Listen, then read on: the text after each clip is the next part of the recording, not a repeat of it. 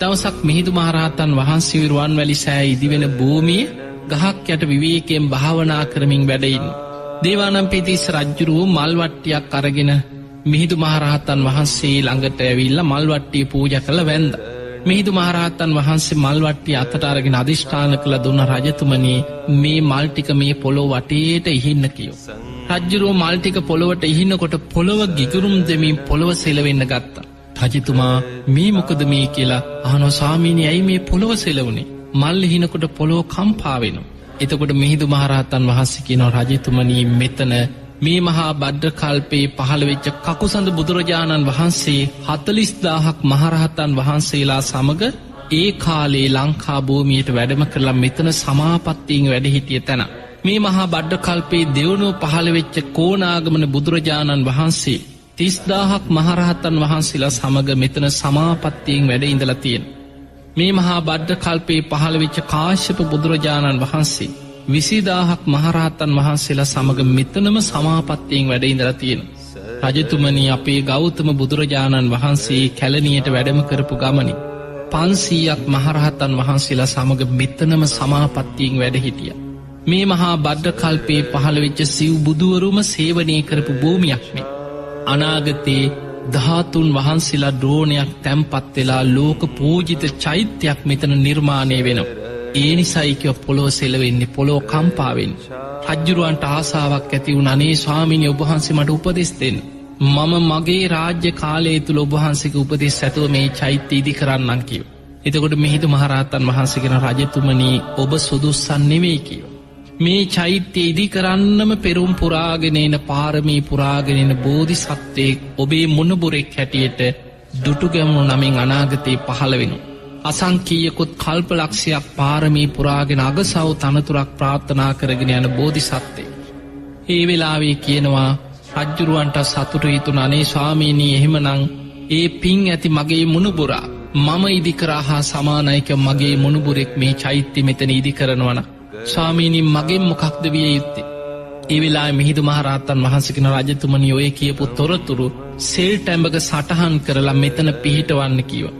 ඒ විතරක් නෙමේ රත්තරම් පත්තිරුවල ලියලා ආරක්ෂිතව මේ තොරතුරු සටහන් කළා තියන්න කිව්වා.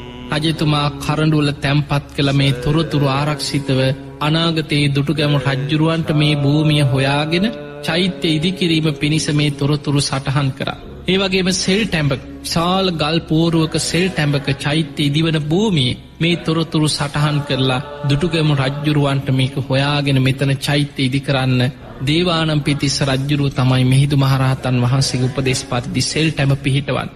දුටුගැමුණු රජුරුව පහළ වෙලා යුද්ධය අවසන් කරලා එදා ජයශ්‍රී මහ බෝධීන් වහන්සේට බෝධි පූජාවක් කරලා යනකොට තමයි මේ සෙල් ටැඹ දැකලා මේ චෛත්‍ය මෙතන ඉදි කරන්න අරමුණ පහළ වෙන්නේ. එතකොට අපිට පේනවා එදා දුටුගැමුණු රජුරුව මේ මහා සෑය ඉදි කරපු හැටි දෙවියන්ගෙන් ලැබිච්ච සහයෝගය මේ මහා සෑය ඉදි කරද්දි සිදුවෙච්ච මහා අසිරිමත් සිදුවීම් රැසක් දේශනාවල සඳහන් වෙලා තියෙන. පින්වතුනි රුවන්වැලි මහා සෑය කියලා කියන්නේ දුටුගැමුණු රජතුමාගේ අසංකීයකුත් කල්පලක්ෂයක් පාරමී පුරාගෙන යන මේ මහා බෝධිසත්ව රජතුමාගේ පාරමී ශක්තිය.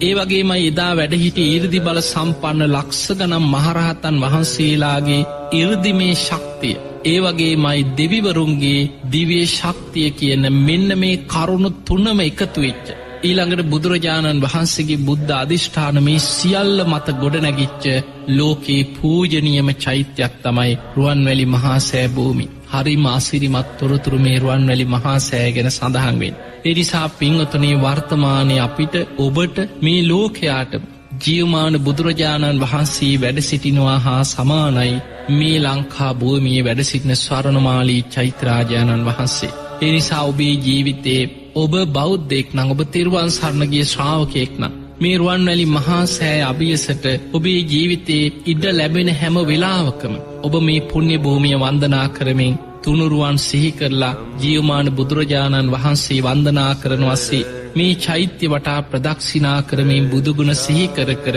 ඔබ ජීවිතේ වන්දනා කරලා අප්‍රමාණ වශයෙන් පින් රැස් කරගන්න මහන්සි වෙන්න. පින්වතුනි බුදුරජාණන් වහන්සේ පිරිනිවන් පාලා අවුරුදු 5000ක් අවසන් වෙන වෙසක් පුන් පොහෝ දවසේ මේ සියලුම සර්වඥ ධාතුන් වහන්සේලා ලෝකෙ කොහේ තිබුණත් එකට එකතු වෙලා බුදුරුවක් මවාගෙන අහසේ පෙළහර පාලා ධාතුන් වහන්සේලා පිරිනිවන් පාන විස්තර ධාතු ඉවන්න කට්ටකතා ආදී ධාතුන් වහන්සේලා ගැන සඳහන් වෙන තැන්වල ඉතිහාස පොත්වල සඳහන් වෙනවා. මේ ධාතු පරිනිර්වාණය එදාට ආරම්භ වෙන්නෙත් රුවන්වැලි මහා සෑ භූමියෙන් කියන. එතනින් තමයි ධාතු පරිනිර්වාණය ආරම්භය සිදුවේ. එතකං තව අවුරුදු 2400 ගණනක් යනතෙක් මොන තරං උවදුරු උපද්‍රව මොන තරං විපත් අපි දන්නවා පෘතුගීසි ලන්දේසි ඉංග්‍රීසි කාලවල මේ රුවන්වැලි මහා සෑ ආදී චෛත්‍ය අටමස්ථාන වනාන්තර බවට පත්වුණ. හැබැයි ආයෙමත් මහා පිං ඇති අය පහළ වෙලා ඒ තිබිච්ච ස්වරූපයෙන් මේ චෛත්‍ය ගොඩනගලා ආයෙමත් දෙව් මිනිසුන්ට වන්දනා කරන්න සලස්සන. ඒ නිසා මේ මහා සෑය තව අවුරුදු 2400 ගණනක් බුදුරජාණන් වහන්සේ පිරිනිවන් පාල අවුරුදු 5000ක් යනතෙක් දෙව් මිනිස්සුන්ගේ අප්‍රමාණ පුද පූජා ලබමින් පවතිනවා. ඒ නිසා පින්වතුනි ඔබට මේ මහා සෑය වෙනුවෙන් පින්දහම්